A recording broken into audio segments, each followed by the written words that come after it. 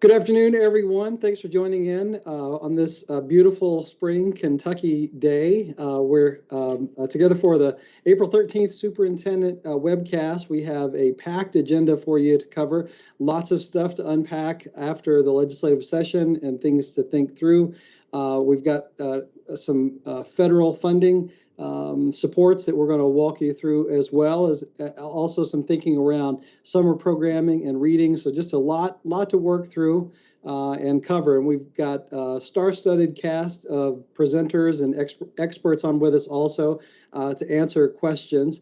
Before we dive into that, I'll cover the agenda with you. I'll just say that we are in the wake of the legislative session. There were a number of bills put through, chiefly the one that we'll talk about today, Senate Bill 128, that the department didn't initiate, but like you, we're working to sort out and figure out how to execute this and make it a positive thing for our schools and our communities and our students. But there are a ton of questions that have come up, a lot of hypothetical situations, and because we're approaching that May 1st date, a lot of situations that are moving from hypothetical into being very real.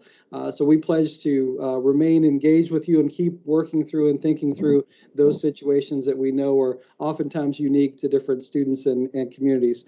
Just in terms of our agenda for today, we'll have Tony on to cover just some communication updates, things you'll be need to keep track of.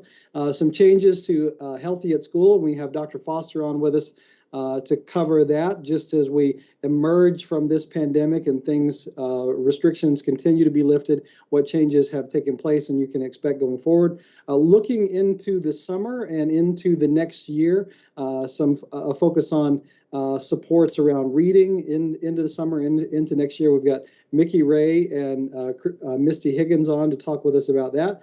We have an unprecedented infusion of federal dollars coming. We thought ESSER 2 was big. ESSER 3 is almost double that again. So we've got Robin Kinney on to talk about ESSER 3, what you can expect with that and what some of the regulations there are around it.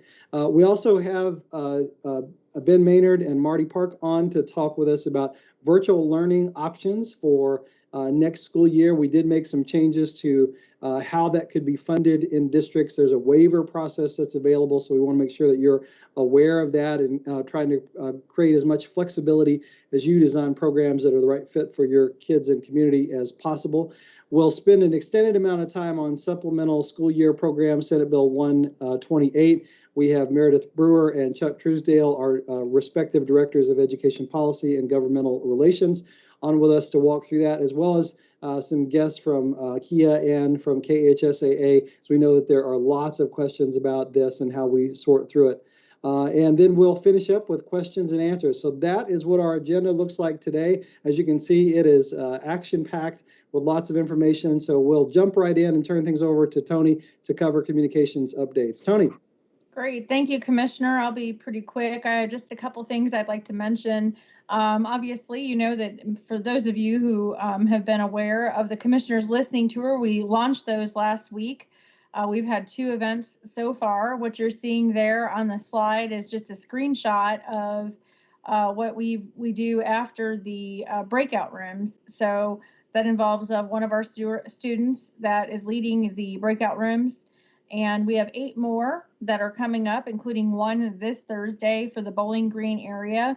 The great thing about the virtual tours is you don't have to live in that particular area in order to participate. And we would love to see in all of these tours more students and family involvement. The breakout rooms are very minimal. We usually keep them to about 10 to 15 people. So there's lots of great discussions that are being led by our students. So just wanted to share that with you on the slides, which you have received in your email on your calendar. There's that link where you can register to attend. The next slide that I have, oops, if I can get to it, there we go, sorry, is, those are just the dates there. I'm really excited to announce that something that we began last year, we are going to continue this year. I just sent an email out to everyone, all the superintendents, just a few minutes ago, Due to the popularity of this campaign last year, we are going to do our social media shout outs again for the class of 2021. All of the information about that you can find on the slide. I'm not going to go over everything. However, I just want to make sure everyone knows the photos must be submitted by a school district employee, and they must display, healthy and safety guidelines that are outlined in our Healthy at Schools document, including social distancing and mask wearing, as we know that masks have been enforced since the beginning of the school year. So all the pictures should have students wearing masks and appropriate social distancing. And we will not be able to use photos that do not follow the guidelines. So we're really excited. On here we say at least 5, but we're looking for 5 to 10. And you have about 2 weeks to submit those. Last year we received about 2,000 photos. I think every high school in the state submitted, and we ran several of those a day.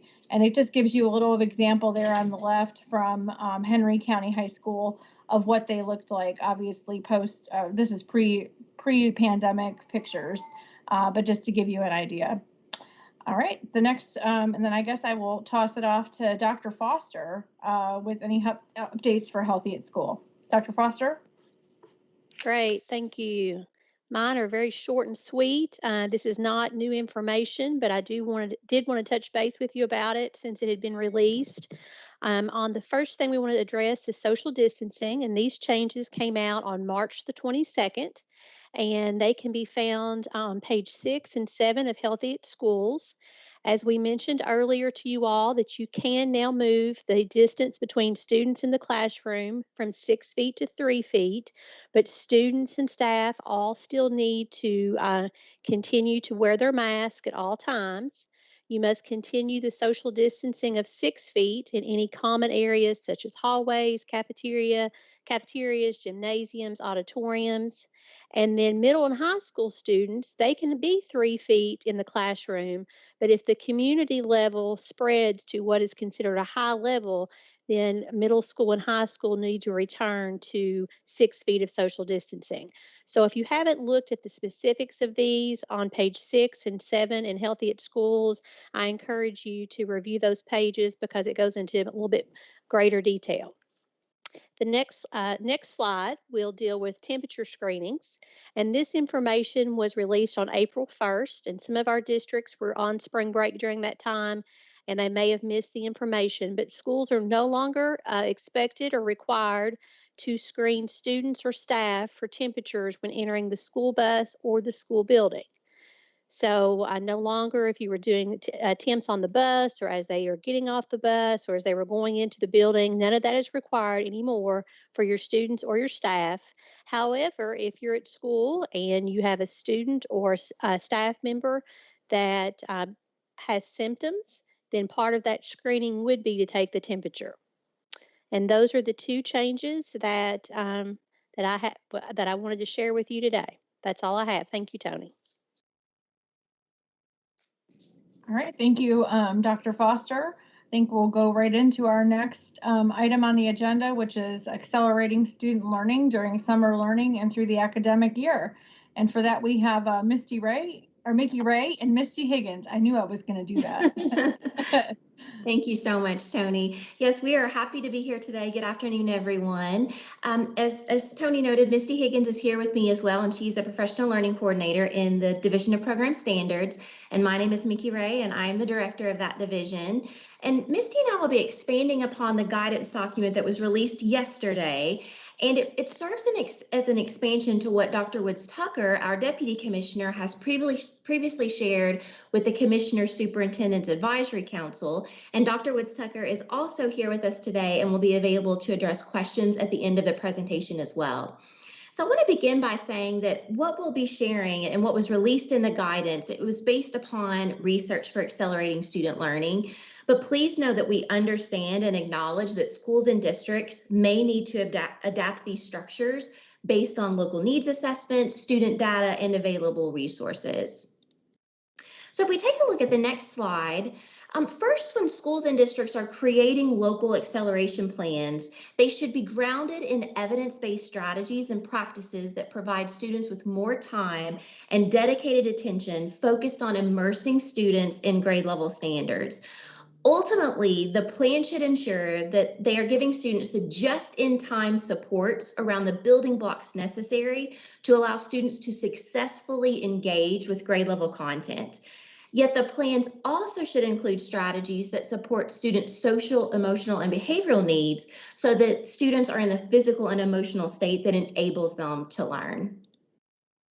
Next, the KDE guidance document includes research-based recommendations for creating effective summer learning programs designed to accelerate student learning, the integration of social emotional learning into those summer learning programs, and using high-intensity tutoring and vacation academies throughout the school year to provide ongoing support to meet students' academic needs. And on the next slide, we're going to talk a little bit more specifically about summer learning. So the summer learning guidance was based on research from the RAND organization and the Wallace Foundation. And both of these provided just a comprehensive analysis of multiple summer learning programs and different approaches to help determine what is most effective in accelerating student learning during the summer. And what we have in the guidance document will mirror what you will also see in national guidance as well as that from independent organizations, because the recommendations do meet ESSA Tier 1 standards for impacting student achievement in math and Tier 3 standards for impacting student achievement in reading and social and emotional learning. So I'm going to turn it over to Misty at this time to discuss the specific recommendations for summer learning. And go ahead, thank you. Based on an analysis of their research, they found the following structure to be most effective in accelerating student learning during summer programming. So the program would be 5 to 6 weeks in length with 5 days of programming each week. And then each day in the morning, there would be an uninterrupted block of academic instruction. And within that block, you would see 60 to 90 minutes of math instruction and then 90 to 120 minutes of reading and writing instruction. And then following the academic block each day, there would be 2 to 3 hours of enrichment activities. And then finally, there would be small classes of up to 15 students per teacher. And just like Nikki said earlier, while this is the recommended structure from the research, we recognize that schools and districts may need to adapt this structure just based on your local needs assessment and analysis of your student data, as well as the resources that you have available at the local level. Go ahead to the next slide, please.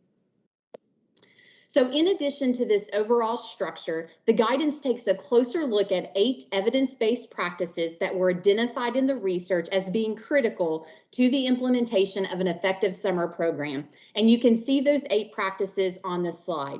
Now, when you get into the guidance document, you will find the same organization and design for each of these practices. There's going to be information inside of a blue box and information inside of a gray box. So for each practice, the blue box is going to state the importance of that practice from the research in the implementation of an effective program. So why is that practice so important to consider when designing your local program? Then the gray box will focus in on recommendations from the research to support schools and districts in translating that practice into action at the local level. And again, you're going to see that same setup for each of the 8 practices. Okay, next slide, please. So even when we implement an effective summer learning program, we know that not all students will choose to attend. And even for students who do attend, many will still need continued support throughout the academic school year. So the second part of the guidance document takes a look at research-based approaches for accelerating student learning during the school year. And so based on research from the Annenberg Institute at Brown University and McKinsey & Company, the guidance addresses 3 crucial supports, starting with providing all students with access to quality, standards-aligned Tier 1 instruction. And in addition to immersing students in strong Tier 1 instruction, 2 supplemental research-based approaches addressed within the guidance are high-intensity tutoring and vacation academy. So Misty's going to go into a bit more detail about both of those options as well. So on the next slide, we're going to talk about high-intensity tutoring. So these programs provide students with individualized tutoring sessions 3 or more times a week that addresses content that meets students where they are, but also links back to what is being taught in the regular classroom. And this goes back to those just-in-time supports. So what are the missing building blocks that students need at that moment in time to successfully engage with the grade level content? And we know from the research that students who participate in high-intensity tutoring programs can gain 1 to 2 additional years of math in 1 year's time. And that held true for students in grades 3 through 12. Now, when it comes to reading and writing, the research showed that high-intensity tutoring is most effective with students in grades K through 2. And now with vacation academies. So this is where students would receive 25 hours of targeted instruction in a single subject during week-long vacation breaks. So that could be fall break, a week of winter break, spring break, and it could also be a week during the summer.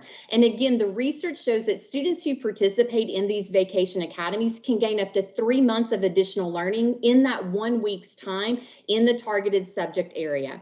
And again, to support schools and districts in utilizing these 2 approaches, in the guidance document, you're going to see something that's called at-a-glance pages. And these pages are going to focus on 8 design principles from the research to consider when implementing each approach at the local level.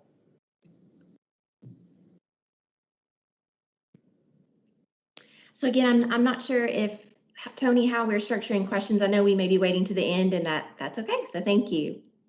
Yes, if you all don't mind, if you can hang with us for most of the webcast, and we'll get to the questions towards the end. Thank you both so much. Thank you. All right, up next we have Robin Kinney to talk about more money. Robin? Thank you, Tony. Pleasure to be here with you again this afternoon. I kept thinking the way to kick this off, and the phrase that kept coming through my mind was same song, different verse. And so now we do have round 3 to ESSER funding that will be available for our local schools and districts. ESSER 3 is to help safely reopen and sustain safe operations of our schools and districts and to mitigate the impact of COVID on students. On this first slide, you'll see that the ESSER 3 is comprised of nearly $122 billion for grants to states, Kentucky's allocation being just over $2 billion. And so the commissioner had referenced, we thought we had a lot with ESSER 2 and ESSER 3. Here comes additional funds to help support our staff, districts, and our students. At least 90% of the funds from ESSER 3 are to be used for subgrants to our local school districts, and there's the amount right there on the slide. And you'll see that these funds, the grant period, will be available through September 30th of 2024. If you'll please keep this in mind, as I'll come back to dates at the end of the presentation with good news of operational updates, and we'll talk further about dates. Like ESSER 1 and ESSER 2, these are allocated to state education agencies based upon Title I. And our subgrants from SEAs to local districts are also based upon the LEA share of Title I funds received in the most recent fiscal year. So that methodology, once again, is determined and provided to us by USED. Next slide, please.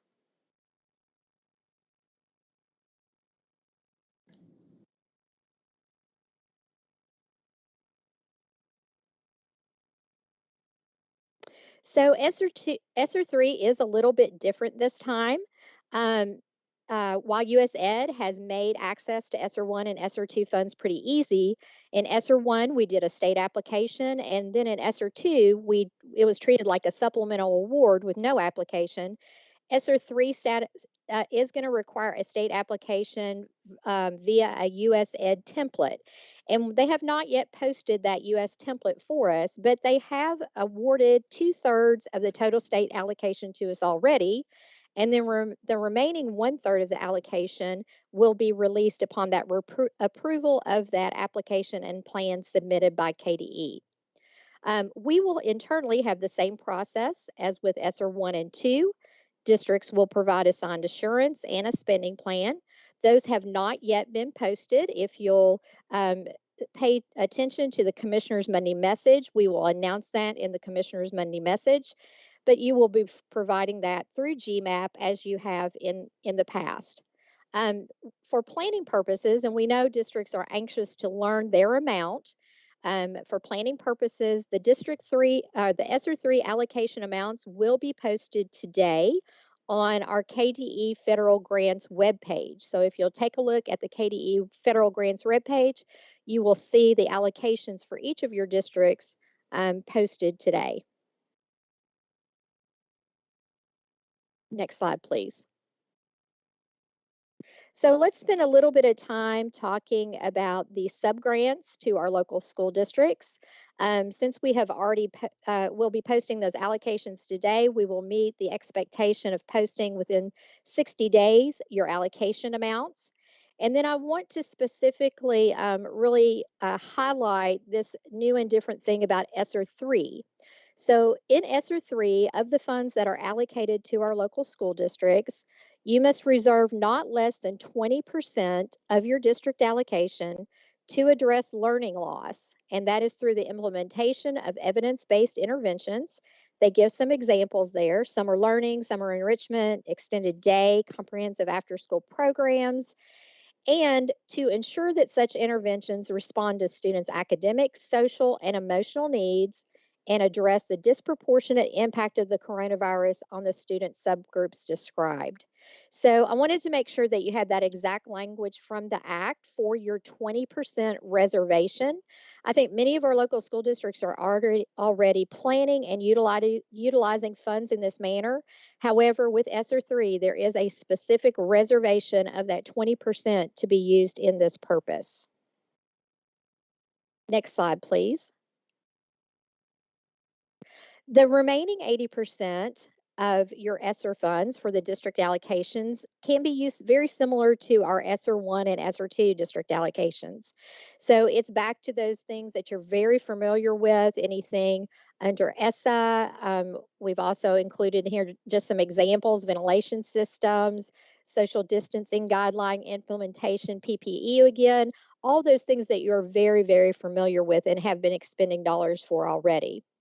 I would note that there are no equitable services requirements for the LEAs as part of ESSER 3.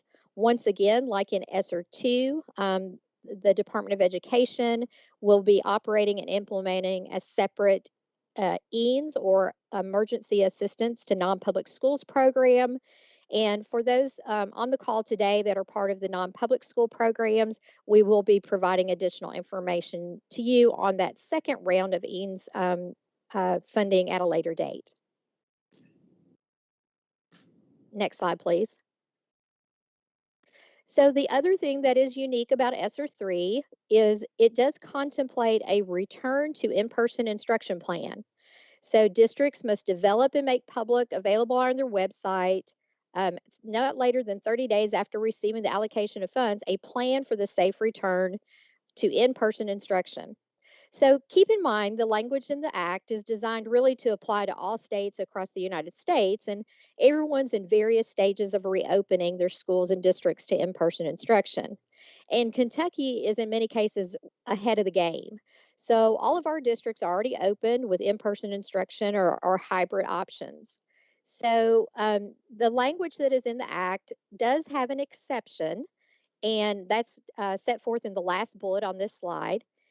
That this public available announcement and comment is not applicable if, prior to March 11th of 2021, your district developed a plan for the safe return to in-person instruction, and we assume that all schools and districts have done that, that included and considered public comments and is publicly available on your website. So if you have done that, then you don't have to go through this step in the ESSER requirements again.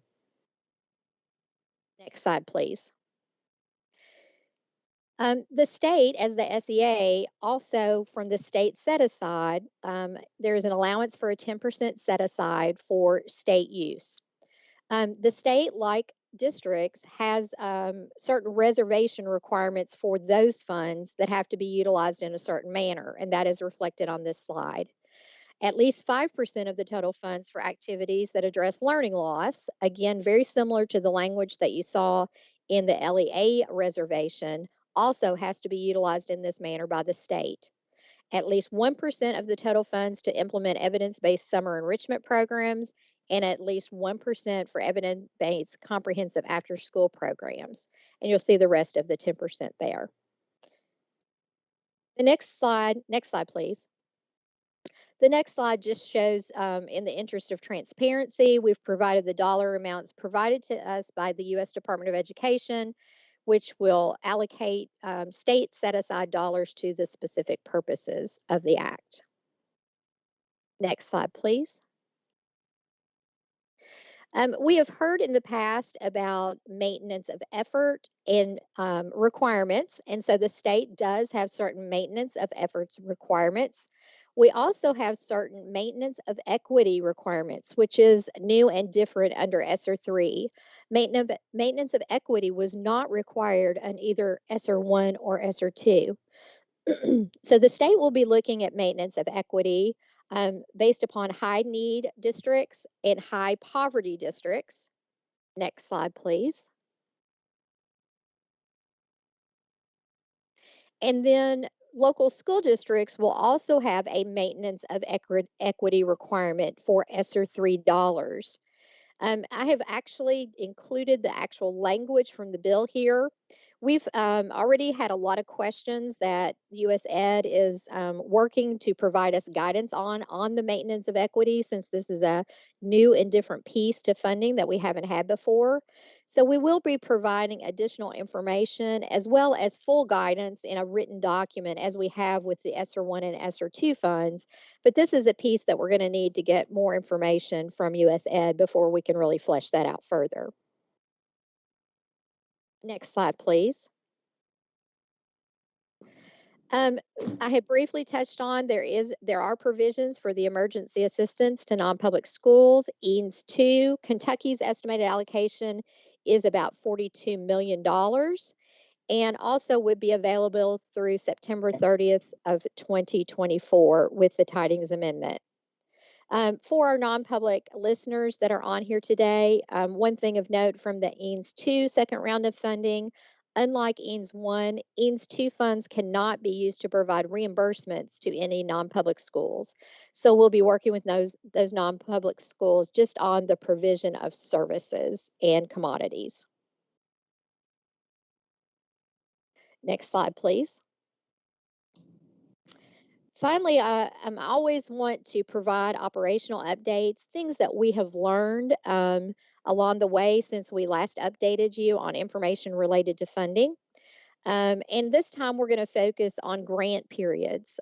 We had a lot of questions from our local school districts and even from our own KDE staff about the actual language that is in each of the Essers acts that talk about the grant period. And so we followed up with the U.S. Department of Education and with our Kentucky State representative to ask the question about the differences in between what the Act actually has said. And I've given the example in the first bullet on this slide that talks about Essers 3 funds through September 30th, 2023. However, in further consultation with the U.S. Department of Ed, they have shared with us that the Tidings Amendment period, which typically has the state asking for an additional length of time, up to a year for tidings, those are going to be automatically applied to Essers 1, Essers 2, and Essers 3. So with that indication from the U.S. Department of Ed, we wanted to share with you the good news that the funds that previously we thought were available just looking at the Act do have an extra year according to the Tiding Amendment period. So we've put the new dates there on this slide. Additionally, I've put in a link that I found very helpful that I'd like to share with each of you. It is a U.S. Department of Education publication. It is entitled the Sr3 Fact Sheet. It contains lots of the information that I've just gone over with you in one place so that you can take a look at it. But more importantly, as we continue and we have received multiple rounds of funding, it's easy to get some of them confused or trying to sort through and remember what applies to which of the three pots of money. So in this link, you will find a very helpful, at least I found very helpful, kind of spreadsheet, and it puts Essers 1, 2, and 3 into 3 columns and then goes through each of the items and tell you what tell you which items apply to which round of funding. So I really encourage you to take a look at that. It's a good document, and I found it very helpful as a reference tool. And that's all that I have for ESSER 3 at this point. I'm happy to return it back to the Commissioner or Tony. I'm not sure who's next. Thanks, Robin. I think we will just go right on to our next item on the agenda, which is the virtual learning options for 2021 and 2022. We have Marty Park and Ben Maynard to take us on that tour. Thank you so much, Tony.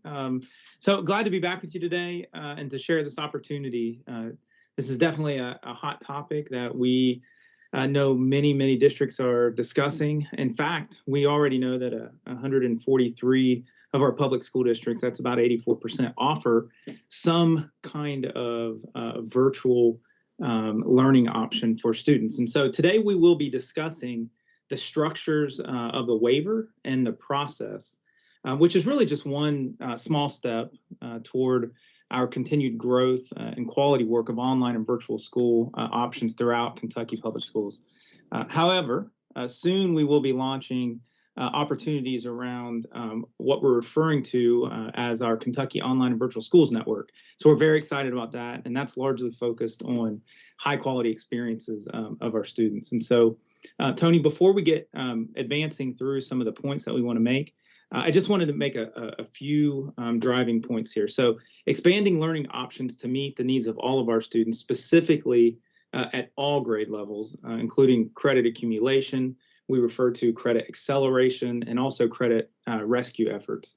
Dr. Glass was awesome this morning with our student advisory, Commissioner Student Advisory Group. You have some awesome students who participate on that, shared that forms of what school looks like are only going to expand. And then I would add and gain superpowers. And so this is just a sign of that in Kentucky. This is also for students and families with a direct need when it is a good fit. And I want to key on that when it's a good fit. So we will continue pushing on the idea of fit or candidacy. So students who are great candidates for a full-time enrolled virtual experience as we move forward into the 21-22 school year, all through local enrollment policies and practices. So before we dig into the details, we want to make sure that we all have a clear understanding that this is the targeted nature of this waiver that we're going to discuss. So again, we're really just going to hit on the waiver details today. But it's all about the design and the experiences that are right for your students. We know that from district to district, there are similarities with neighboring districts. However, as always, there will be very unique customizations that you are thinking about. And we've already spoken with superintendents and instructional leaders and DPPs and ed tech leaders about this conversation. So we know that. This waiver brings about a very high bar.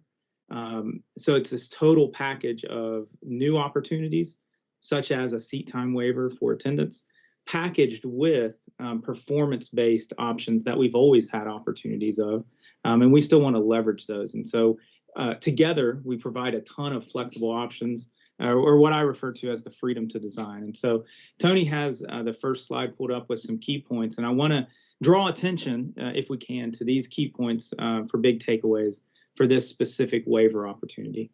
Number one, traditional performance-based virtual options are the same that we had before pandemic, during the pandemic, and post-pandemic. And so that's important to us as we move forward. We want to make sure that those options are available for performance-based virtual options. They've always been available by law for students grades 5 through 12. And they will continue to be available, that option of performance-based. However, the question comes up of what about our students K through 4? So the waiver that we're discussing today and that we've published and we will be accepting applications on now through the end of the month really is opportunities for grades K through 4, but also if you like the design of what you're shooting for students grades K through 4, then you can extend that beyond. But again, it is a higher bar because it is that congruent kind of seat time feel as our in-person brick and mortar experiences of kids. So also performance-based attendance credit is given upon successful completion of coursework. That's key to point out that in the traditional methods that we've had of performance-based, that's complete, upon successful completion. And this does not require a waiver. And so if you want to move forward with your virtual experiences, maybe it's full-time enrolled virtual experiences, maybe it is some part-time or course pickups on some virtual courses that you're offering for that hybrid approach for students. If you're going to continue to structure those in a performance-based method, then you do not need a waiver for that. That is continues to be an opportunity. So Tony, if we can go to the next slide. However, if you want to, number one, have an option for K through 4 students, because again, that performance-based option is not available for K through 4 students by law, then it requires the approval of a waiver for very specific sections of the pupil attendance regulation. So with the approved waiver, our students who are full-time enrolled virtual school students, and we know that they're being designed right now. We had districts who had awesome full-time enrolled virtual learning academies. And what we will continue to say is virtual schools, programs, or academies. And so we know that with this waiver, we can count and students can be counted in daily attendance. So only students who follow district policy for requesting full-time virtual enrollment will be eligible for this option. And that our waiver process gets into that. So districts cannot assign students to this option involuntarily, and that's a point that we know is just a point to make, and it's a point that we want you as district leaders and school leaders to celebrate as well. We're not going to assign students to this experience. We want that to be a partnership with with our families. But the waiver approval is based on district assurances of multiple components necessary to build together a high quality full-time virtual option. We do believe that the assurances that are built into the waiver can really be an architect plan for your enrollment plan locally. And so we'll touch on that here in a bit. So next slide, please. So the key point of what's being waived in 702 KAR 7:125, Section 1 for pupils shall be physically present in school to be counted in attendance except under the following conditions. We want to call out in that definition, the school through this waiver process will also include a virtual school program or academy established by one of our Kentucky public school districts.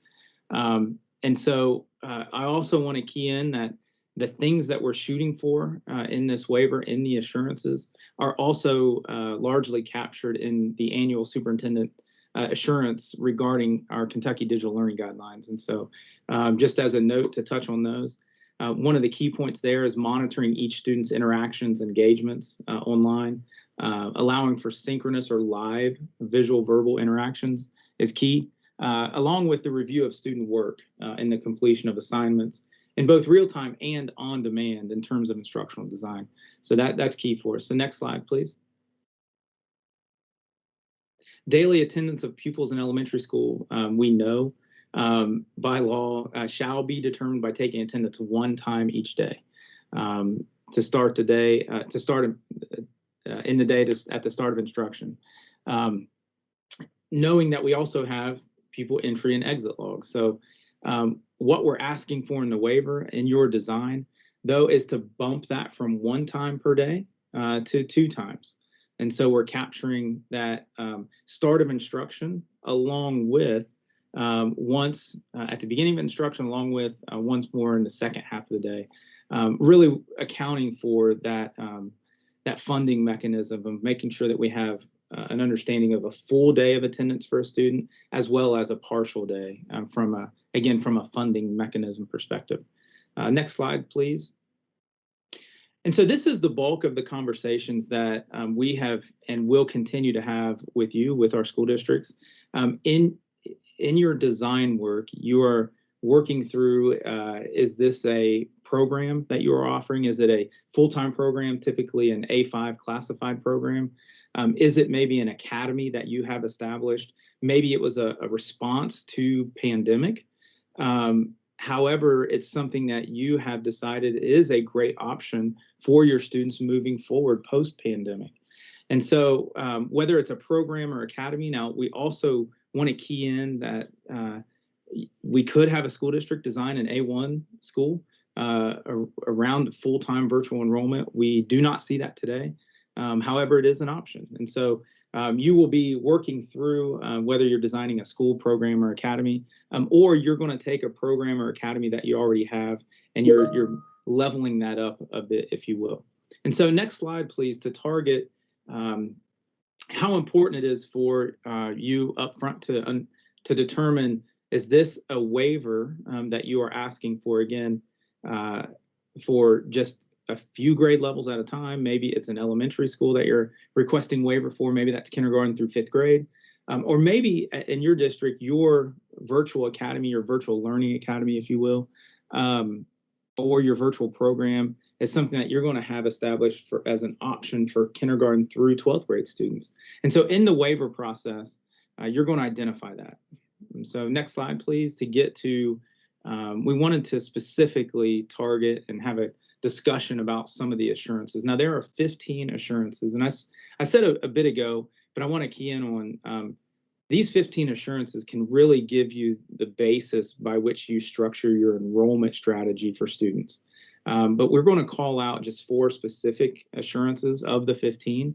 But you know, really, if you're interested in this work, digging into all 15 is super important. So assurance number 4, a great opportunity as we transition post-pandemic into this opportunity through this waiver process for students who are full-time enrolled virtual students to now have the benefits of all truancy laws and being able to develop policies that address virtual attendance absences, which include obviously entry and exit practices, but giving you the opportunity to have structures in place by which to work with students and families if students disengage or become absent, as opposed to this current school year where we've had a loss of participation and not felt like we had those truancy laws to help us. And so wanted to point that out. Assurance number 5 is all about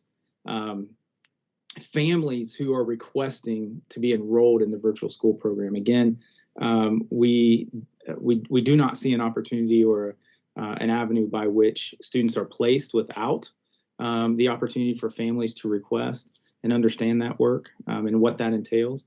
But only students whose families have requested are in the waiver. And then also school and district approved documentation resulting from locally adopted policies for enrollment. And so this gives you the opportunity to really structure what your enrollment looks like, to understand students, the candidacy of students. We also want to point out that no student should involuntarily be placed, as mentioned, but also that students shall be placed no student shall be placed in a virtual school program or academy solely due to disciplinary reasons. Definitely students who have an individual education program, an IEP, that admissions or that enrollment into the virtual program is involved, and the admissions and release committee is definitely involved in that work to make sure that it's a great fit for students and that it is an opportunity for students. So next slide, please, and we'll hit on just 2 more assurances that are worth calling out. Assurance number 8. The virtual school program or academy shall have teachers and other staff assigned to support and provide instruction aligned to grade level expectations established in our Kentucky academic standards. That's a strong point for us. The use of standards aligned high quality instructional resources and curriculum, again pointed to in our Kentucky digital learning guidelines, but also that there's a system of maintaining evidence of having formative assessment processes in place so that we accurately measure student progress. That is very important for this work, just as it's important for in-person. learning strategies and designs. And so we want to make sure that is still consistent. And so next slide, and we'll get to the final assurance that we wanted to call out, and then we will wrap up. So assurance number 9 gets at the learning design, and I mentioned earlier that setting a higher bar, in this waiver, we want to make sure that there's an opportunity for implementing synchronous, real-time, or live learning strategies. Now, that's definitely going to leverage our teachers. It's definitely going to leverage digital platforms, but two-way student-to-teacher visual and verbal interactions is key. It's also important that we have on-demand or asynchronous interactions with students. Now, most of our virtual learning experiences today that are performance-based structures heavily leverage the on-demand or asynchronous learning strategies. But if we're going to have a waiver in place for seat time attendance, we want to pull in the synchronous learning strategies. And so that's key to this work. And assurance number 9 really pinpoints that, so that when you are designing, then you can make sure that you have all things that in place that you're going to need for that assurance and to feel good about that. So next slide, please, as we wrap up. One of the last questions in the waiver application before you submit it is how instruction will be delivered for students in the program. And that includes those full-time enrolled students, including but not limited to the descriptions of digital platforms, how our teachers are going to interact, how we're going to collect evidence. Now, this narrative, we've already worked with, just in the last couple of days, some district leaders have shared their thinking, and there's a lot of good ideas that are coming forth, especially if you're just now designing what this will look like, what this experience will look like with your students. But we're excited about these these narratives that are coming in, because I think it really helps us nail down exactly what we're looking for. So final thoughts, Tony, we can go to the last piece here. Final thoughts are, we want to really make sure that, and we have answered, and this question has been asked a couple of times, I think it was submitted already, a virtual learning option is not required for next school year, for the 2021-22 school year. However, it has been cited by district leaders that to reduce possibility of losing students, that it is something that districts are looking at to develop if you do not already have a full-time enrollment or full-time enrolled virtual learning option. So it is not required, but it is definitely a strategy to be thinking about. The waiver for the 21-22 school year is only for next school year right now. It is a seat time attendance waiver, as I mentioned earlier. That's, a couple superintendents shared that's the way they're thinking about it. It is not a waiver, and I want to point in on this as we close out and transition to the next topic. But it is not a waiver to allow performance-based designs at the K-4 level. I'll say that again. It's not. This waiver does not allow you to implement performance-based designs kindergarten through 4th grade. What this does is it waives and allows you to take attendance for your full-time virtual enrolled students, K-4 or K through whatever grade level you determine. So there's a slight difference there, and I think that's important. And finally, we can require students to transition back to in-person, into our school buildings, our brick and mortar school buildings, if it is not working for the students. So we want to have on-ramps and off-ramps for learning for the right students at just the right time, making sure that we have good transitions back and forth in this new option. So Tony, thank you so much. I suspect, and I hope we'll have some, great questions as we wrap up, and we'll hang on to answer some of these questions. Thank you. Hey, Tony, I want to interject just at the end of Marty's presentation. Thank you, Marty. Great information. And could you go back one slide, please, Tony? Sure. This one? Yeah, thank you. Okay. So, so as Marty indicated, the waiver is only for next year. So we're doing a 1-year waiver. But we are looking at, if these are successful, how we might continue this. So that could be, there's a waiver process annually, or if we make we may make changes to state regulations that would allow this to continue forward, or we may have to make changes to state law that would allow this going forward. So while this process is something that we put together just in response to comments that we'd gotten that there was a desire for schools to do this, so this was our solution for this year, we are working on longer range options as well. So I think it's safe for you to design these schooling options thinking that there would be the ability to continue them going forward. We just have to work on what's the right legal mechanism to do that. Okay. All right. Thank you, Dr. Glass. Are we ready to move on to the next ones? Looks like we have supplemental school year. I think what everybody has been waiting for, and our two guests of honor are ready to answer. We have a couple of extra guests who are here to help as well. So in addition to Meredith Brewer and Chuck Truesdale, we have Julian Tackett. I believe Amanda Ellis from CPE is on, as is Becky Kilpatrick. So I will go ahead and give it away to Meredith and Chuck with the PowerPoint. Thanks, Tony. So just a quick overview on the process for this program. So students need to submit a written request to their districts by May 1st, expressing their interest to participate in the program. And then by June 1st, districts need to determine if they want to participate. And so it does specify in the bill that it is an all or nothing. So all of the students who submitted a request by May 1st, if the district decides to participate, would be approved for the supplemental year. If the district chooses to not participate, then no one would be able to. And then by June 16th, districts will submit their intention to participate to the KBE and any waiver requests that they have. We'll be providing more information about that submission process, but it will be in GMAP, and it will be a set of assurances that districts need to indicate that they will comply with in order to participate in the program. And I would reiterate that even for those districts that choose not to participate in the supplemental school year program, you will still have the traditional flexibilities that you have always had in law to promote or retain students as the situation merits. So if you choose not to take part, that doesn't mean you're forced to promote students whose academic or social emotional needs would suggest otherwise. On the accountability side of things, students who take the end of year assessments will have to take those end of year assessments for the grades in which they are enrolled. So if they are in 8th grade this year and they repeat 8th grade, they will again take the 8th grade assessments at the end of next year, even if that'll mean taking them twice in a row.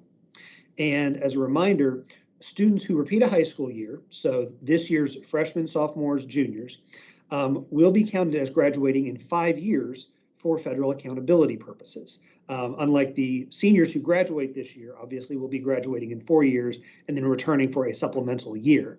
But if they are enrolled for 5 years in high school without achieving those graduation requirements, or achieving those graduation requirements at the end of the 5th year, they will be counted as 5-year graduates for federal accountability purposes. And that is something that we do not have any control over. Next slide, please.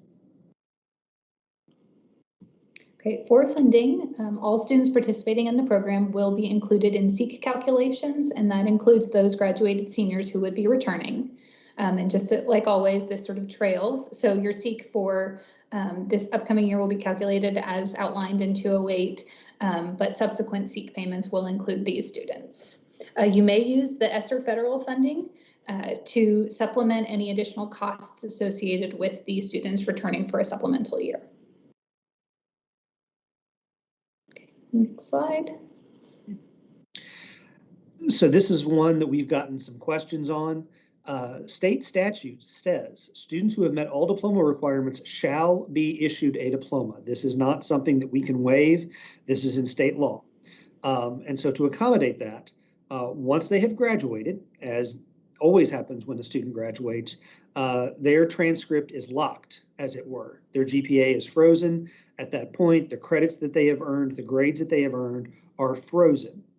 So those seniors who have graduated and will return next year, that supplemental information can be included. You can track that. But for instance, If a student gets, whatever grade, if they took, say, English 4 this year, and then they take English 4 again next year, and next year they get an A, whereas this year they got a C, that A will not count. It will be unweighted in terms of calculating their GPA. So when college or other institutions see that, they will see their 4-year GPA, but the A that they got this year or the next year, the 5th year, will be noted. For those of you, a lot of folks have asked this question, and again, to echo what Tony said, we do have Becky Gilpatrick from the Higher Education Assistance Authority with us to answer questions today.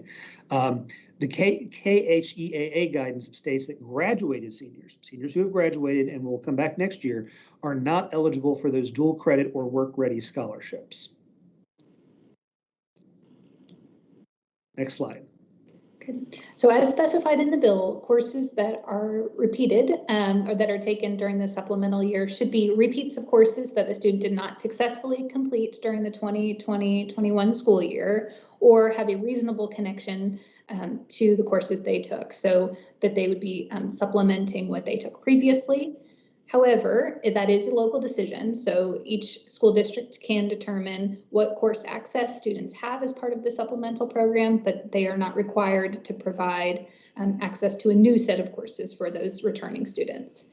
Students cannot earn credit twice for the same course. So in the example that Chuck used, a student who took English 4, they can't have that count twice for another credit, or English 3, they can't have that count as the additional credit that they need to fulfill their graduation requirements. Districts are able to determine how grades are applied for underclassmen, and if they are able to replace a grade if they do repeat a course. The early graduation program has not changed as part of this, and so students still need to follow all of those requirements in order to graduate ahead of their regularly scheduled graduation date. Okay, next slide. When we get into the various special populations, just broadly speaking, the supplemental school year program is not a reason to remove any of the guidelines that currently apply to any of these special populations. It's not a replacement, it is a supplement. So to that end, IDEA funds cannot be used once a student turns 22. Those federal funds are only applicable to students up to the age of 21. And furthermore, this program is voluntary. Students cannot be forced into it. So it is not, you can't make it mandatory and then use that to provide the compensatory education as required under IDEA. Homeless foster care students, they still have the right to attend their school of origin, which is the school where they started off the school year. And so you have to make accommodations, and keep in mind when you're approving or disapproving the district-wide plan that these students must be accommodated despite the transient nature of those students. And then finally, English learners must have equal access. So particularly right now, if you are advertising the supplemental school year program to your students, make sure that those materials are available in all the languages that your students are learning in, so that they are aware of the opportunities available to them. So along those same lines as well, students who have been identified to receive gifted services must still have access to those supports, and so they should still be, if they are identified, they should be given those same accommodations they had, as well as any students who have IEPs or 504s, those should be taken into consideration when the district is deciding whether or not to participate, that those plans would still be enforceable.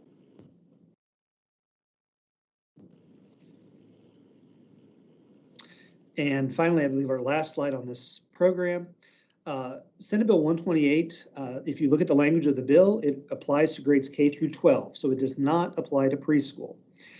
So therefore, schools can do what they've always been able to do for the preschool program. For income eligible students, districts may enroll a kindergarten age child in state funded preschool if space is available and it's a local decision, but you will not and cannot receive state funds for enrollment in that program. And second, if the child has a disability, the ARC would determine whether that's the least restrictive environment, and they may consider preschool as the appropriate setting for those students. And that, I believe, wraps it up on Senate Bill 128 overview. Guidance is posted on our website under the District School Support tab. And we are, along with all of the other subjects we've had today, ready for your questions. Awesome. Thanks, guys. And great job, team. We are right at an hour on presentations.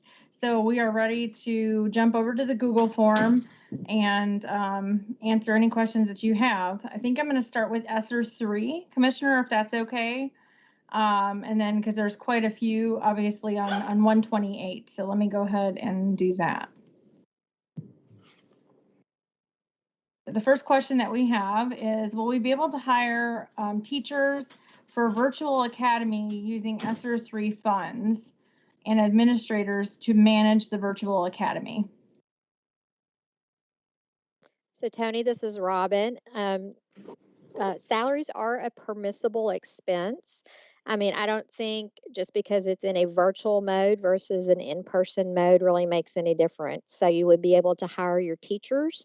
Again, you're focusing on, with all your expenditures for ESSER 3, just like ESSER 2 and ESSER 1, you need to ask yourself that overarching question about how we are using these funds to prevent, prepare for, or respond to the coronavirus pandemic.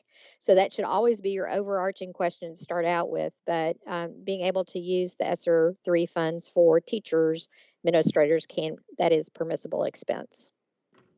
Okay, thank you, Robin. Next question, can ESSER 3 funds be utilized to upgrade or update ATC equipment? Yes, that is another permissible expense from ESSER 3 or ESSER 2 funds. Yes.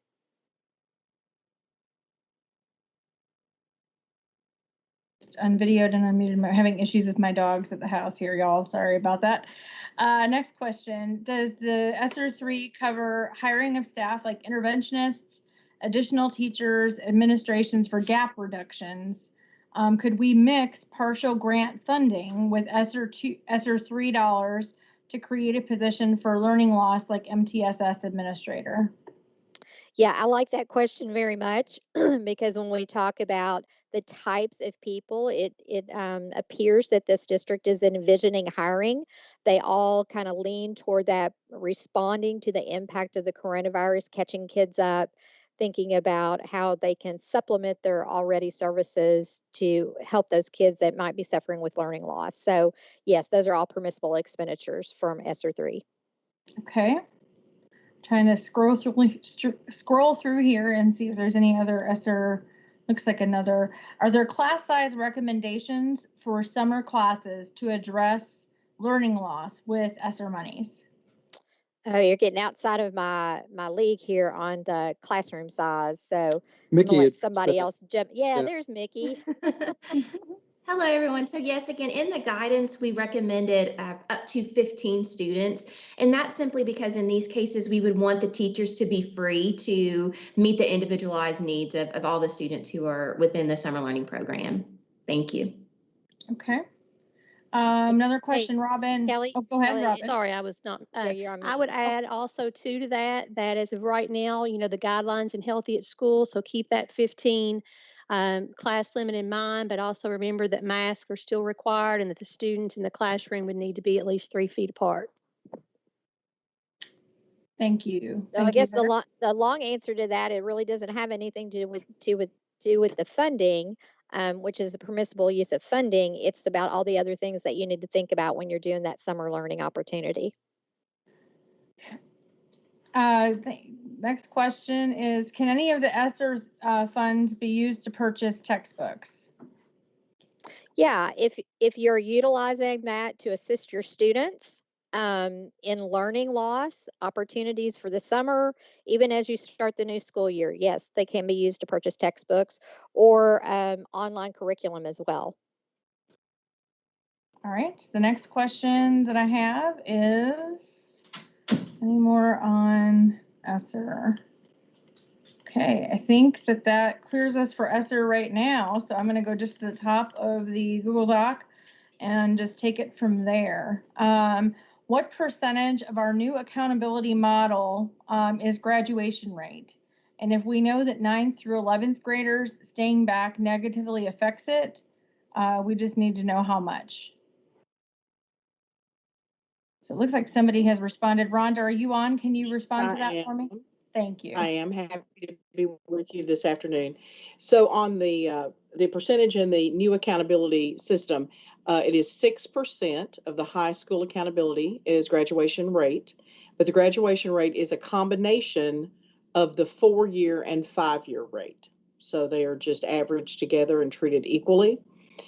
So relatively low percentage on how it plays into accountability. And we anticipate the first reporting of that accountability information would be in the fall of 2022. Great. Thank you, Rhonda. And Rhonda, just to build on that, I know that this is a concern that several superintendents have, is if they accept the 128 students, what will be the effect on their graduation rate, and then what will be the effect on their their accountability results. There's just a lot of that we don't know yet, because we don't know how many students will take advantage of this, and it could be that there are multiple years of impact of it. If you have students that aren't seniors but are further down the line, there could be impacts that go on for multiple years. So I think one of the things that we can pledge to do from KDE is to keep investigating how we might take this into account. And we don't know that yet, because whenever we make changes to our accountability system, it intersects with state law, it intersects with regulations that the State Board of Education has put in place, and it intersects with the federal government, and they have approved our plan. So we'll have to look at where we can provide some relief, if that's possible, and who is the decision maker that can provide that relief. So it's a complex question, and what we can pledge to you right now is that that's something that we will work on. That's right. And Dr. Glass, we've actually began discussions today with legal on what options might be available within our existing structures and our existing regulations and statutes. So appreciate the opportunity to share that with superintendents today. Great. Rhonda, I think this next one might be for you as well. So I'm going to just keep you on, I think. Sure. If a student repeats a state assessment and receives a higher score, which one counts? The guidance says if they don't test, the lower score counts, but it did not clarify if they test and do better. If it is, we have to handle this kind of by test. If it's K-Prep or our state summative, then every time the student is enrolled in a year, they should take the test associated with that year of requirements. So if I'm enrolled again as a 10th grader, I would retake the 10th grade assessments. Each time the student takes the assessment, their scores go into the school and district reporting. If it is, so it really isn't, did I do better, did I do worse? Just every time you take the assessment, your scores will count. They will go into the system.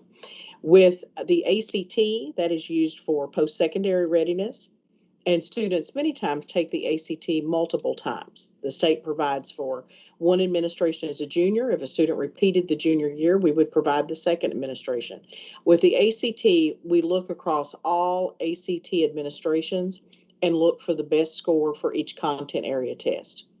So best score is used with the ACT. With K-Prep, the regulatory requirements are, if you're enrolled, you assess in those required tests. And if the low score comes in, that was in our initial guidance, if a student is enrolled and does not take the test and does not have a approved medical exemption, then we would put the student into the system and we would apply the lowest score, which is novice. And that's the way the current regulation is set up. So let's see if we have any follow-up later on that, Tony, if that got to someone's answer there. Okay, perfect. Thank you, Rhonda. I think after that, we're going to jump right into the supplemental school year. So I'm going to start, and I think this one might be for our partner over at Kia. For students currently in grades 9 through 11, can they retake a class that they pass this year to improve their grade? If so, how will that be handled on the transcript and in Key's calculations?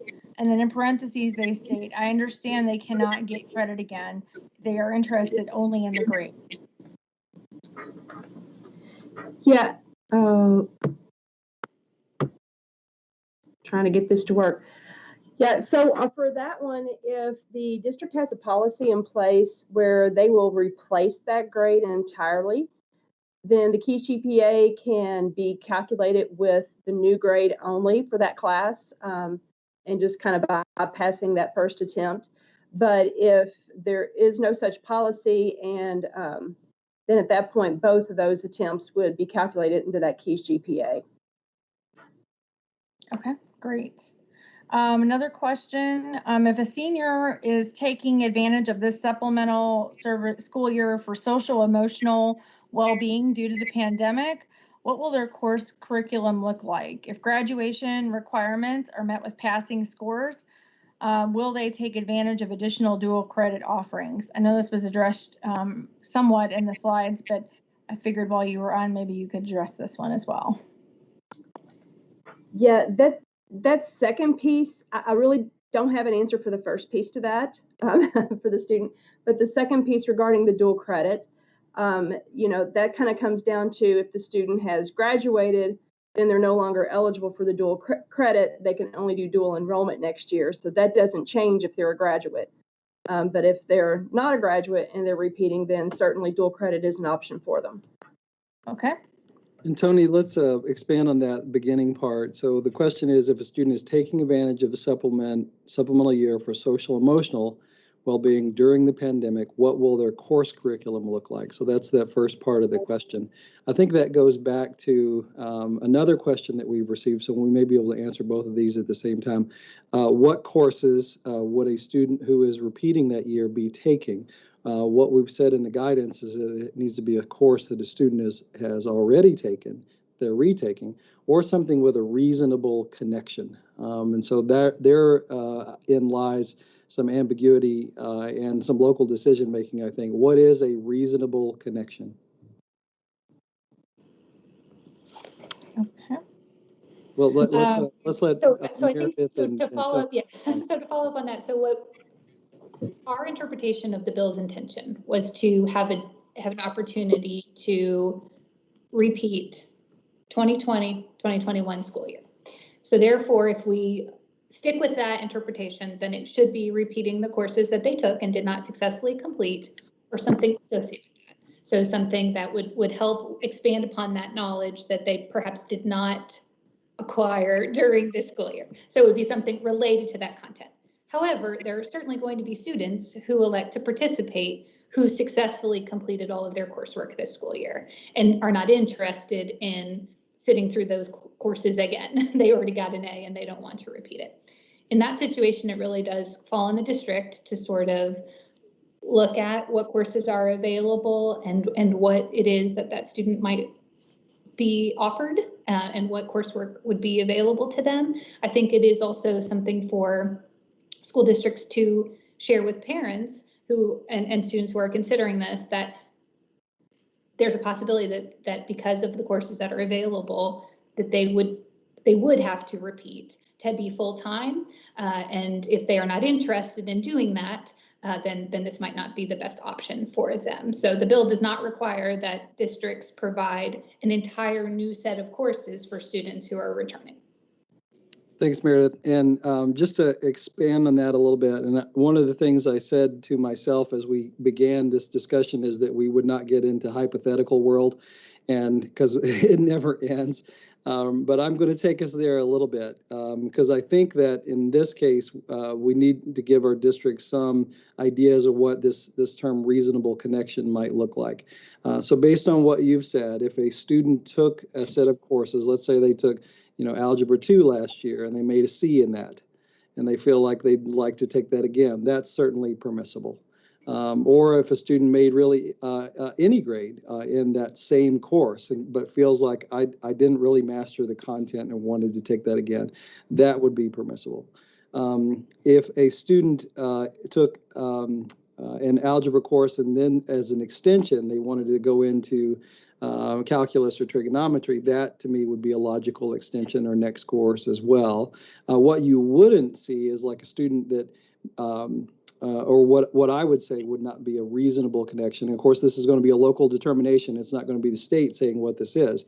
But if I were a local superintendent, if a student came to me and said, I passed all my classes, I got all my credits, I want to come back and I want to take swimming and band and family consumer science 3, and a whole grab bag of stuff that's not at all connected to what they did before, I would say no to that. So I think there's some interpretation that the local districts are going to have to make around what a reasonable connection looks like. But I think you look at the classes that they had, what their grades were, or what the outcome of that was, and then say, is this an opportunity to retake those or some connection to that? Meredith, how do you feel about that interpretation? Is there anything that you would clarify or change in that? No, I think that makes a lot of sense. I would say that we have been using some language to say that the district would be submitting a plan to the board for approval. And I do want to clarify that we will not be reviewing the plans, and so you do not need to specify what each individual student will be taking. However, I do think it is the district's responsibility to ensure that students who return have an academically appropriate year. So I would just clarify that is the responsibility of the district, of course, as it always is, to be sure that the students are enrolled in courses that are appropriate for them. So that would be my only additional point. Great, thanks, Meredith. And I think this is part of the world that we're in right now with Senate Bill 128. We talked a lot about there's a lot of gray area here. There's a lot of devil in the details that this bill is going to create, and this is one of those. This is one of those matters. So where we can provide guidance, we are and will. But I also think that local districts, you're going to have to look at each student and what they're trying to do, and think about how you can apply these concepts in that situation. Let's move on to the next question. Thank you, Tony. Okay. Next question is, will KDE recommend that local boards approve the resolution to provide emergency paid leave for staff for the 2021-22 school year? We've provided 10 additional leave days this year. Are there implications for staff who have declined the vaccine?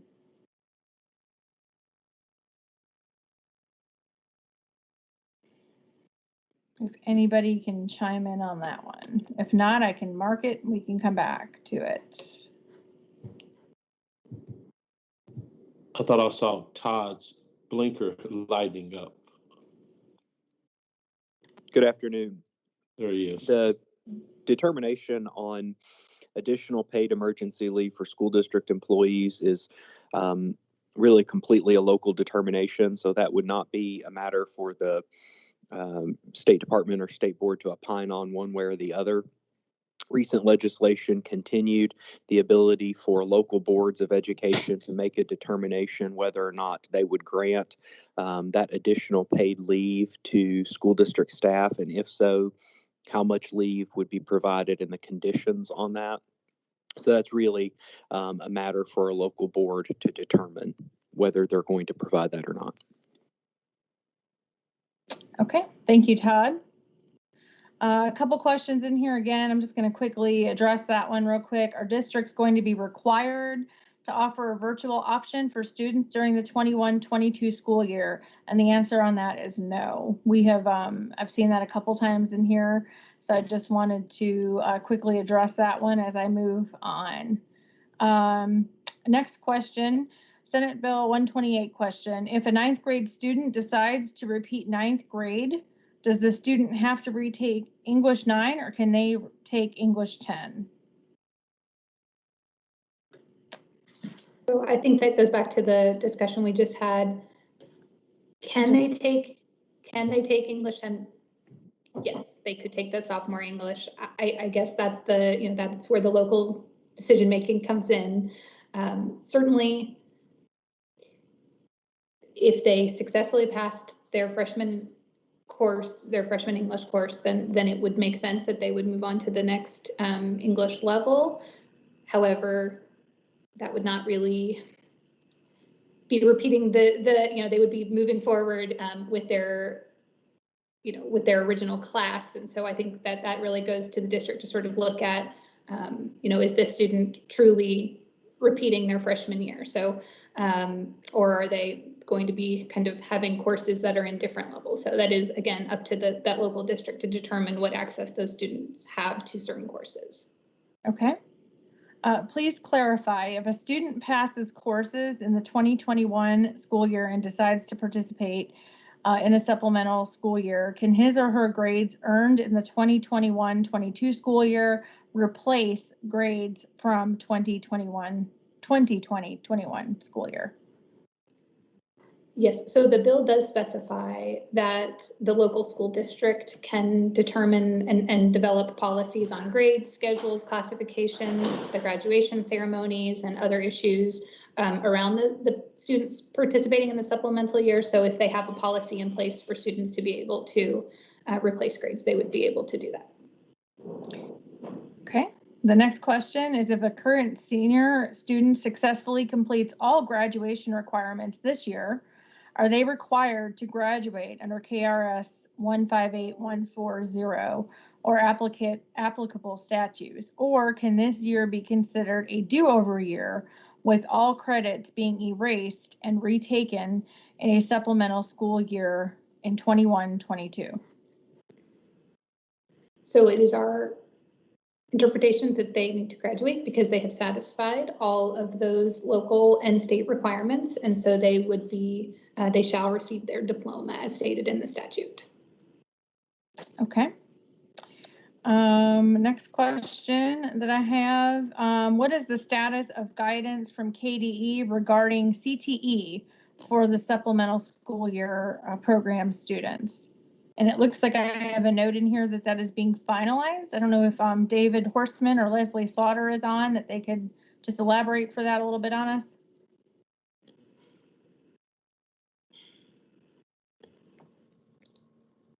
So I'm not, oh, there's. I'm on. Okay. Meredith is, we've got ongoing discussions that have been happening between TIA and CPE with that part of it. And then there's the Perkins piece. So all of that is kind of put together here in the last few hours. So whenever you all release that last guidance, Meredith would know more about when that's happening. So we do have plans to have the next iteration of the guidance document hopefully released by end of the week. But I know that Leslie is specifically, Leslie Slaughter is preparing some additions that would address the questions about CTE. And she did include here in the chat that she does believe that access to courses as part of that career pathway additional courses would be considered a reasonable connection. So she did specify that in the chat, that if they align to the student's current pathway, that would be considered a reasonable connection. So I'm not sure if that was the CTE guidance they wanted, but that will be coming in the document. Perfect. All right, they can elaborate if we did not answer that one for them, but hopefully we'll get that out to them here soon. The next question that we have is, if a school board approves for all students to go through the supplemental school year program and a student takes a class again, how does this impact their GPA if they are not a senior? So I believe we've answered this, but happy to just reiterate again that that'll be a local district, so they need to have a policy that allows a student to repeat a course and replace a grade. So if they have that policy in place, then they are able to retake that course and have that hopefully improved grade replace the course that they had taken previously. Okay. In regards to our special education students, there's a question here on Senate Bill 128. When a 21-year-old special ed student who will age out of the program asks for a supplemental year, would we only make that available for current 21-year-olds as of May 1st? Or would it be open to all of those involved in K-12 in this specific special education classification? So that the way that the law now states, oh good, Greta is on, but any student who is enrolled in K-12 this school year is eligible for the program, but they would not have federal funding available for students after age 21, but Greta can provide additional clarification on that.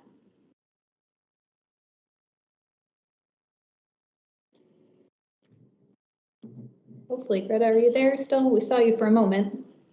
Yep, sorry about that. Any student that is enrolled would be able to request the additional year, but there are certain complications, if you will, that we would want to discuss. Probably individually would be best, because students that are over 21, FAPE is no longer required in Kentucky, and so the IDEA dollars would not be able to be spent on those students. But we can certainly work with districts with that. There's a very small number that were 21 as of the December 1 child count. So I think we're only talking around 37 students across the Commonwealth. But reach out with specific questions, and my office is happy to work with districts for those. Thank you. Thank you. All right, switching over to athletics. We have a couple of questions there in relation to Senate Bill 128. If a student graduates, can they participate in athletics during the supplemental year? Tony, if in fact the district has approved the education plan that Senate Bill 128 requires, they would have to be enrolled in 4 hours of instruction, but they certainly can participate in accordance with Senate Bill 128. That would be part of the local district's consideration. All right, and then this one's also somewhat related. Can 8th grade students repeat the supplemental year and participate in high school athletics while retaining 4 years of eligibility for 9 through 12? What at the top of our guidance, which incidentally we've just revised, polishing up a little bit about graduating students based on a lot of questions from yesterday, but one of the examples we use in there is that you ask the questions in terms of what grade they were in 2021. So an 8th grader in 21-22 who's in the SSYP designation could do the same thing an 8th grader in 2021 could do, meaning that they can't play up to a high school team in football and soccer. They can play up in a variety of other sports. They're still held to the middle school age limits. And it does not impact their 4-year count toward eligibility. So all those things wrap up together when you're talking about 8th graders who use this SSVP opportunity. Okay, great. I think there might be another one in here that I'm having a hard time finding right now. So I'll come back to it. I know I saw it, but I'm having a hard time finding it. A couple of questions on virtual, the virtual school. So Marty Park, I think these are going to be for you. How would we establish a virtual? Hey, Tony.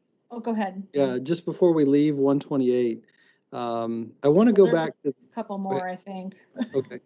I want to go back to this this conversation around the reasonable connection, because I think that's ambiguous, and it's causing a lot of consternation about what does that mean and how would a district determine that. So I want to ask Mickey, I know that she's on, and Todd, our attorney, to come on and talk about this a little bit. And we're opining and developing this on the fly, so give us some grace, everybody. We may need to go back and provide a clarification on this. We realize that it's confusing. The law is creating some unusual situations for us all to process through. But Todd, I wonder if you could speak to the reasonable, the supplemental, the meanings of those and where they came from. And Mickey, I think you've got some ideas around how a district might apply through a standards lens. Is there overlap in the standards, and how might that help guide a district in what is reasonable and what's a supplement? Sure. Thank you, Dr. Glass. So Senate Bill 128 provides the supplemental year for the purpose, two distinct purposes, for retaking and supplementing grades or courses. So that is where that language comes in. We know what retaking means. That's very clear to us. Supplementing becomes a little less clear, and the water becomes a little bit more muddy. So in internal conversations, we've, discussed what is supplementary in nature, what is not supplementary in nature. Obviously, we know that the intent of Senate Bill 128 is for a student to not move on to the next year or grade in their academic career, but it is to repeat those things that they have taken or supplement those courses that they have taken this current academic year. So moving, I think one of the examples that was provided from English 9 to English 10, we wouldn't consider English 10 to be supplementary. That's moving on to the next grade level. But perhaps there is another. Just let me interject. So I want to own what I said earlier then, because I think what I described in the math example would be that. And so I want to be clear that, I said earlier that I didn't want us to hypothetical ourselves into a corner, and I think I did that. So I apologize to everybody for saying that. But can you say that one more time, just so we have clarity on that point? Well, Todd, may I say one thing about that 9-10? So when you look at the standards course documents, that's a really good metric to determine what would truly be supplemental, because we know that those standards are aligned to course code. So strangely enough, when you look at the grade standards for 9 and 10 for reading and writing, they are the same. So in fact, this is a rare scenario in which a freshman student could move on to grade 10 because those content standards are the same. What's different is at grade 11, the 11 and 12 standards do change over. So you couldn't have a sophomore student who would then move on to English 3, because that's a completely different set of standards. And so Dr. Glass, your point about math, like all of those course standards are very different. So we would argue that would not be in the true intent of that supplemental or kind of repeating nature of what this program was supposed to be. There's obviously more flexibility with elective courses because a lot of those standards are in fact repeated standards. But in terms of the true kind of foundational courses there's not as much flexibility that's woven into the standards and the alignment to the courses. I think ultimately we just need to emphasize again sort of what the intention of the bill was and sort of the spirit of it. And then now we are sort of being charged with what that looks like in implementation. And it's very challenging for us to provide guidance on this. So I would just reiterate again, the intention of the bill was for those students who had, as we all did, a very challenging 2020-21 academic year and school year, I should say, an opportunity for them to have a do-over was what was used. And so therefore, in considering applying to the program for parents and students to sort of think through those implications, right? What courses will I take? What will this look like for me? Several of my classmates will have moved on to the next grade. Is that something that would be challenging for me in a different way?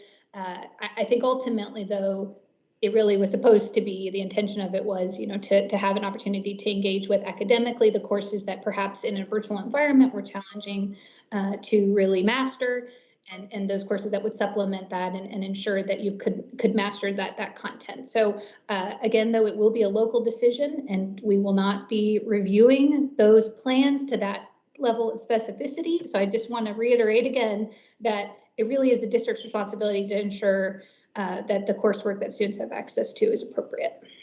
Great. Well, thank you both, and thank you, Todd. I think Mickey has really put forth a framework that you could use to make an evaluation of this, which is to look at the standards and see what content overlaps from that. So that could be one mechanism.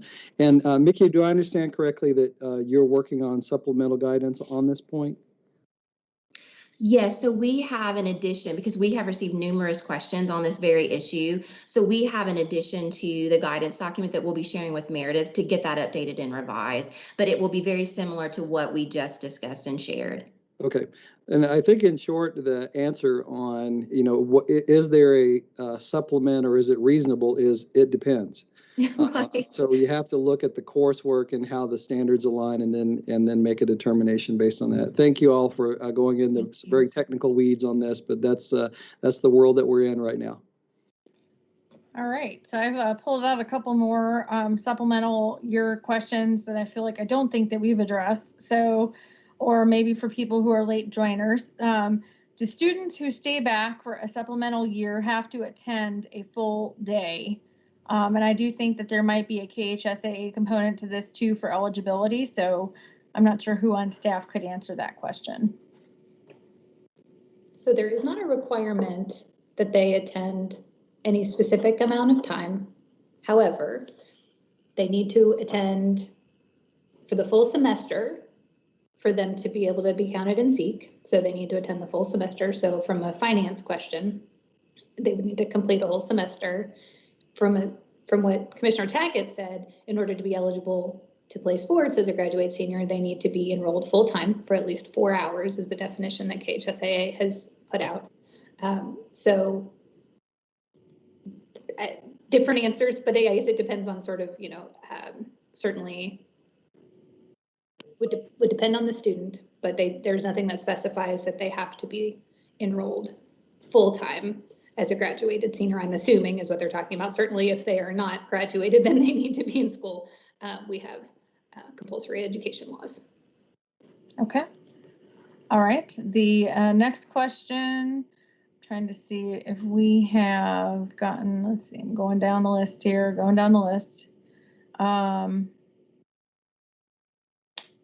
Most of my stuff's in green, so that's good. Got a couple virtual academies. I'm trying to look here. I guess using Senate Bill 128, can a student enroll at a community college and or a local college and be a full-time student at the high school? So I'll take that. If the student can enroll, especially if they're not, they can enroll if they're a high school student. That's not a problem. If they're a graduate, though, they're not going to be eligible to enroll for dual credit. They're going to have to enroll as dual enrollment. So as a heads up with that, just remember that the dual enrollment could be subject to full tuition and fees and would not have the dual credit discounting. Okay, we have a similar but kind of quick, similar but different question next. Is it possible for a full-time student to attend a local CTE center in person for a half day while choosing the virtual option for the remainder of their day?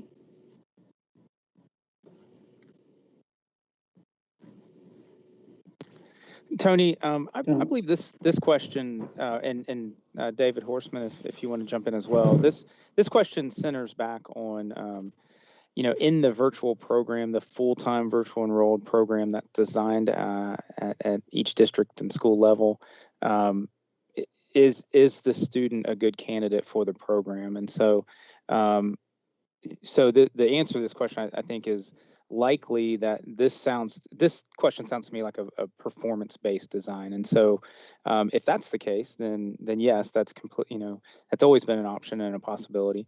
CTE students are in many, due to the program requirements and keeping in mind what's best for the student, generally CTE students that are in a pathway may not be good candidates for a full-time enrolled virtual school or program or academy. And so, however, this hybrid example in this question, I think definitely makes sense. And so could be a great candidate for a hybrid model. Again, traditionally leveraging the performance-based models that we have in place. Okay, Marty, and then while you're on, how would a school establish a virtual academy? Does it need board approval? So the answer to that question is back to how we establish generally established programs or academies at a district level.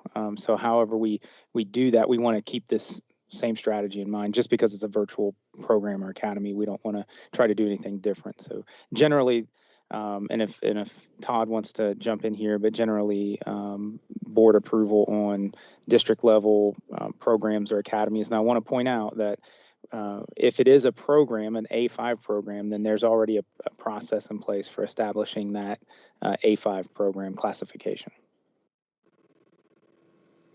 Okay. And I would just say from the ATC perspective, if they are enrolled at the district, we're not checking to see what their status is, whether it's virtual, performance-based in that high school. We would still do our best to serve them in person at the ATC. Okay.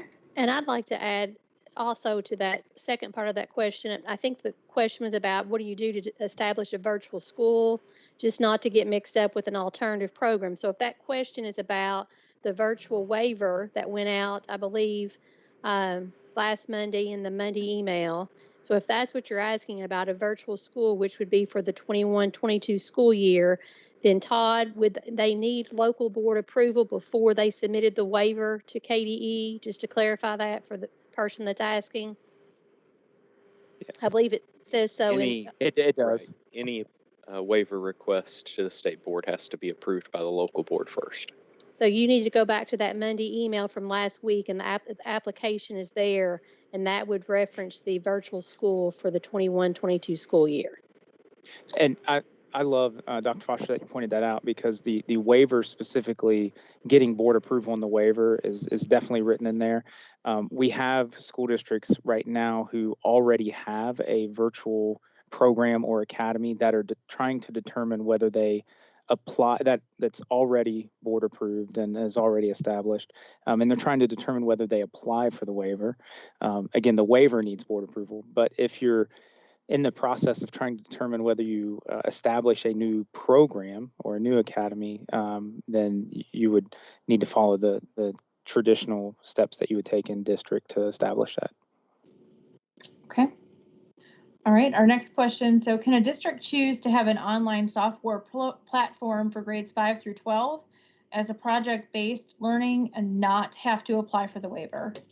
Absolutely. And I want to point out a couple things there real quick. Absolutely, you do not need a waiver for a performance-based program that you have, but we do want to push on the annually assured, by our superintendents, the Kentucky Digital Learning Guidelines that are established and give you a really strong basis by which to have that program in place. So again, if it's software driven, we see all across the state where Kentucky certified teachers are helping supplement when maybe that software package falls short. We want to push on that as much as we can, but absolutely, if you have a partnership with a program or a software application or a service that you have, then definitely you can continue to leverage that in the ways that you always have. And Marty, just following up on that, so one important word that you said in response to that is the performance based. So if you're using this through the performance based funding model, really you don't need a waiver for that. What we're getting the waiver for is if you want the student funded like a typically enrolled brick and mortar student. So I think that's the decision. If a district wants to use an online program completely, and they're okay with a performance-based funding model that has been in place, you do not need a waiver for that. If you want to use an online program and you want them funded like a regular student, you do need the waiver. Is that an accurate statement? Perfect. Perfectly stated. Okay. All right. Another question. What allocations for virtual academy or would allegations for virtual academy be required as they are for all other schools? And would the district manage this through the Summit Learning platform, for example? So, Tony, this is a very specific question that I think we would need more clarity to answer accurately. Definitely, a couple statements I'll make or comments I'll make is as identified in the waiver document and application, as well as other resources that we've put out over the last couple years. Actually, a learning management system is critical in structuring learning with teachers and students in a way that makes sense and is helpful for kids. And so we would see a learning management system playing a role with that. You still need content developed by content experts, and you may work with a partner or have a third party help you develop that, or you may purchase that with a viable contract vehicle. However, the allocation question, I think, has a lot of different threads to it. The only thing I would say there is ensuring that decisions that you're making from a design effort perspective are sustainable from an allocation perspective. So the right number of teachers involved is definitely something to target, as well as the right number of supports for your students who may be full-time virtually enrolled. Okay. A question, just can you describe the difference between dual credit and dual enrollment? Coming in towards the end here. Tony, I think we have Amanda Ellis on the phone. I'm going to see if she can jump in on this since CPE has the dual credit policy. Okay. Yes. So the dual credit, and Becky, definitely jump in with the money stuff too, but the dual credit aligns mostly with juniors and seniors. And especially since we have the dual credit scholarship, they still get, if they're juniors and seniors, still get the discounted price. Dual enrollment means that they're enrolled in high school and in a post-secondary institution. And that means that they would have to pay their full tuition. So it doesn't give them the access to the dual credit pricing. So that is the big difference. And then Becky, any additional details that you all deal with financially? Yeah, there's not really. Okay. So that's the big difference. Okay. Great. All right. I'm going to go back a little bit. We're going to bounce back and forth because we've had a couple of other ones come in. There is a clarification for athletic, I think. If they enroll, okay, so if they enroll full-time at community college and or local college full-time, they understand that they have to pay full tuition and not use the dual credit scholarships, but can they play athletics? These are the questions that we are getting from parents. Well, Tony, if you're asking just on the athletic side, they simply have to be full-time enrolled using the criteria as you all have defined and further refined today in the call about either repeating the same courses or supplementing. So they can't be totally separated from the secondary school environment and still play. Yeah, and from the scholarship perspective, I take it this question is about the students who are graduating this spring and then going on. And really, it's the graduation piece that makes the difference when we're talking about dual credit and scholarship eligibility. Everything kind of ends at the point of graduation. So even though they're coming back next year, they still won't be able to partake in the dual credit and the discounting and the scholarships. Okay. Another question, just kind of jumping around. Given that we must provide allocations to schools by May 1st, do we just use the current numbers now or use the anticipated numbers based on those requesting to do over? Or do we wait until September to add? Robin, could you come on and advise on this funding question, funding and staffing question? You know, the dates are a little tricky because it's obvious that the dates of normal operations weren't taken into full consideration as you're thinking about switching to something different. You know, it's hard to tell, and I would like a little bit of time to consult with my staff on the effects of this. My gut reaction would be to just go ahead and use what you have now, because districts don't really know at that point in time what it's going to look like. But waiting until September to add may be too late. So let me circle back to my staff and see if I can provide a little more clarity on the pitfalls that might occur if we just stick with what we have now. Great.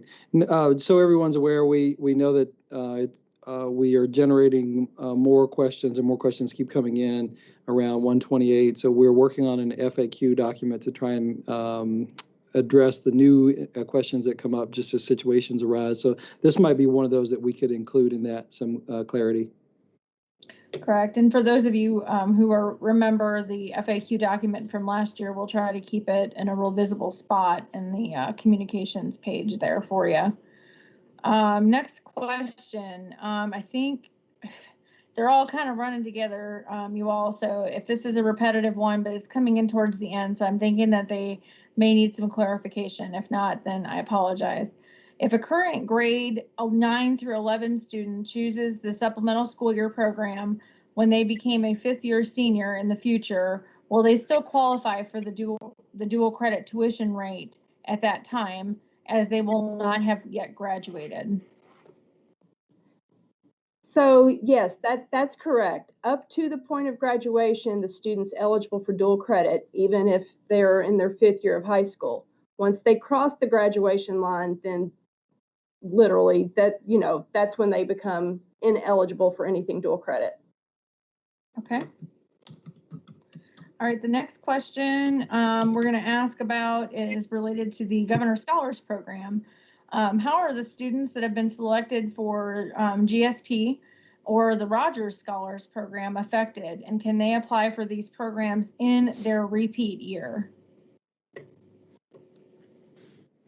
Well, we don't have anyone from GSP on with us today, but I did hear the director, Dr. Cedeno, talking about this program earlier today. I'm not sure on the answer to this question, so I think we're going to have to ask the Governor's Scholar Program how exactly they would answer this. So we can circle back and provide a response to this once GSP provides it. Perfect. All right, I'll mark that one as one that we need to provide an answer to on the sheet there, Commissioner. Next question that we have is, I'm going through here. I think we're getting through most of these. Looking. It says, it looks like we realized the waiver for the virtual program must be submitted by April 30th. So they're wanting to know if they change their mind after it's board approved and submitted to KDE, if they can change their mind after it is board approved and submitted to KDE. Due to time restraints with their board meeting here in the next week or so, we would need to have our submission ready for approval soon. Yeah, I'll let Marty answer the technical parts, but you're not, even if you get the waiver, you're not required to execute it. So it's the two processes. The board can change their mind, the district can change their mind later. Go ahead, Marty. That was a perfect answer. I think there is a point, and again, I'm reading a bit more into the question probably, but when you submit your plan, if your plan narrative may shift or change and have iterations, that is fine. However, we want to make sure that, obviously if you change that plan narrative moving forward, and we expect some changes as you move forward, that you still go back to those 15 assurances and make sure that that new plan attends to those. Okay. Next question, does KDE anticipate any avenues for relief from the 4-year graduation rate? Can students who use the supplemental school year program be coded in a different way that would address this concern? And just a comment that districts need a little bit of relief from this issue. Yeah, we talked about that some during the webinar when Rhonda was talking. We don't know the answer to that yet. We are investigating possible ways that could happen, but again, it's entangled with state law, state regulation, federal law, and federal regulation. So we'll have to pull on that from a number of different perspectives and see what kind of accommodation we can provide. But I do understand the problem. We don't have a clear answer on it right now, but we knew that this would be one of the consequences of passing 128, is that it would possibly affect graduation rates. So this is one of the things that we're going to have to sort out. Okay, and then a question here. No one can transfer to another district for their supplemental year, correct? So only students who are enrolled in the school as of May 1st can apply for the supplemental year. However, we did hear Commissioner Tackett this morning share that that the transfer rules would still apply as they have previously if you were to have a change of residence. Is that correct, Commissioner Tackett? Yes, ma'am. Basically, whatever school they're in May 1st, the way the law is written, and Todd or Chad can correct me, but the way the law is written, whatever school they're in May 1st is the school they can apply for the SSYP program through. And now we would hold that same standard. Yes, we agree with that. Okay.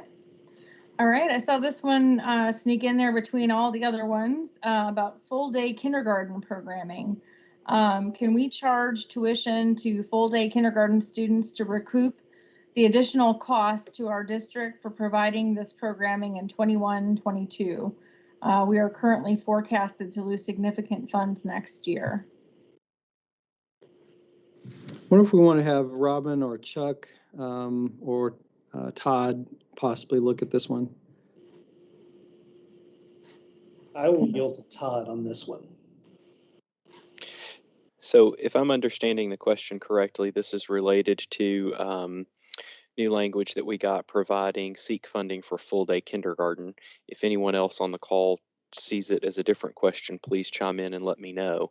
But I would add that a district cannot charge a student tuition and also receive seek funding or common schools funding for educational services for which it charges tuition. So if a school district has a full day kindergarten program and will now receive seek funding for the full day kindergarten program, it cannot charge parents tuition for that full day kindergarten program.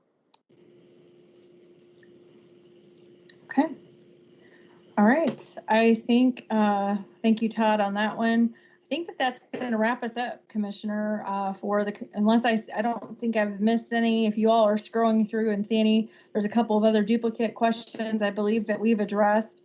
And again, as Dr. Glass mentioned, we are working on putting all of these FAQs into a document, very similar to what we had for the COVID-19 relief. So you'll be familiar with that, that we can update for you all. I'll toss it back to Dr. Glass.